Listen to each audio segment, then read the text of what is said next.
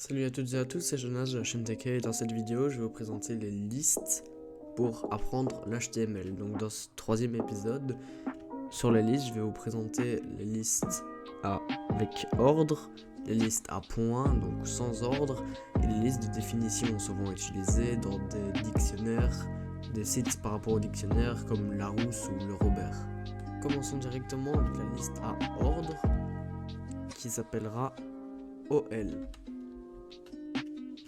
Donc on referme le tag, donc comme ceci, OL. Je vous conseille de le mettre sur deux lignes, comme ça on pourra mettre les autres éléments qu'il contiendra plus facilement.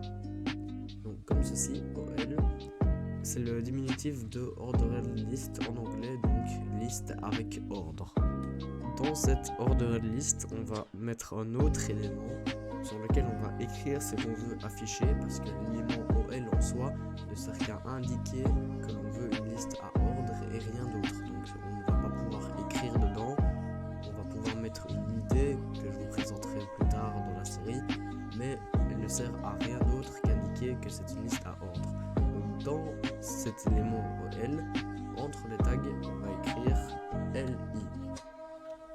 Donc c'est un élément de la liste, c'est pour ça que ça s'appelle LI, donc c'est le début de liste, voilà. Donc on va fermer le tag, LI, voilà, comme ceci, et on va écrire un élément dans une liste, comme ceci. On se regarde, on va voir, et vous voyez, vu qu'on a indiqué que c'était une liste à ordre, on a un point, vu que c'est le premier élément, et ensuite on a un élément dans une liste. C'est juste moi qui écris le E en trop, mais voilà, c'est un élément dans une liste. Parfait. On va fermer ça. Je vais corriger la faute, voilà. Donc ici, on a bel et bien une liste à ordre. Si je copie, colle des éléments comme ceci et que je rajoute, vous allez voir, en ouvrant 1, 2, 3, 4. C'est le fait que ça soit une liste à ordre qui fait ça. Donc c'est très simple, vous mettez le tag OL, entre ces deux tags vous mettez des éléments LI, et entre ces éléments LI vous écrivez ce que vous voulez afficher. Bien sûr, vous pouvez faire exactement la même chose que pour un paragraphe.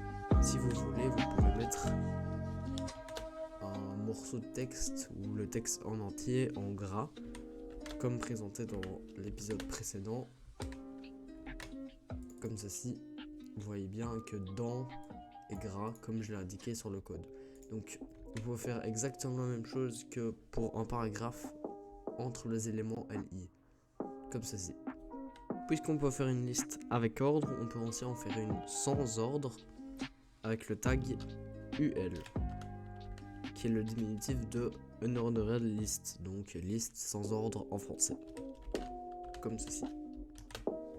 Entre cette unordered list, c'est très simple, c'est exactement comme la liste précédente. On va aussi mettre des éléments LI, donc j'avais déjà copié ce que j'avais écrit au-dessus, je vais copier-coller, voilà, je sauvegarde,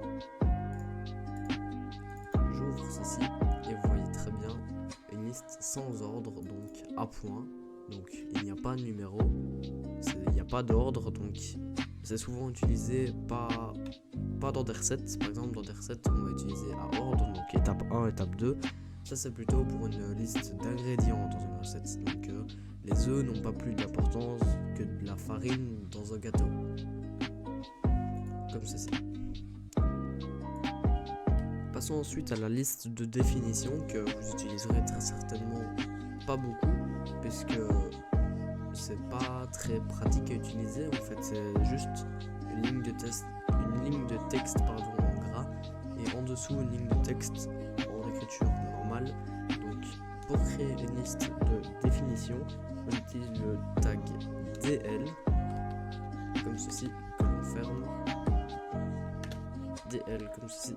Sauf que cette fois-ci on ne va pas mettre des éléments LI, on va utiliser deux éléments, un pour les titres et un pour les définitions. Donc en premier, on va mettre le tag pour les titres, donc le mot à définir, avec le tag dt, comme ceci, que l'on va fermer comme ceci.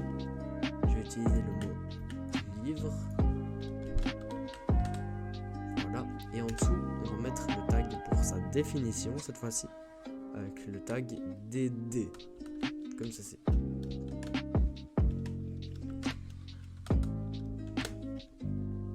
Et entre ceci, on va mettre la définition du mot. Moi, je vais mettre le ouvrage contenant un certain nombre de pages, ce qui est une très mauvaise définition parce que ça ne nous apprend pas ce qu'est un livre. Mais bon, voilà.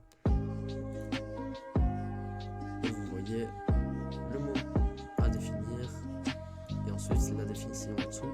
Avec ceci, vous pouvez mettre plusieurs définitions avec des numéros si vous le voulez.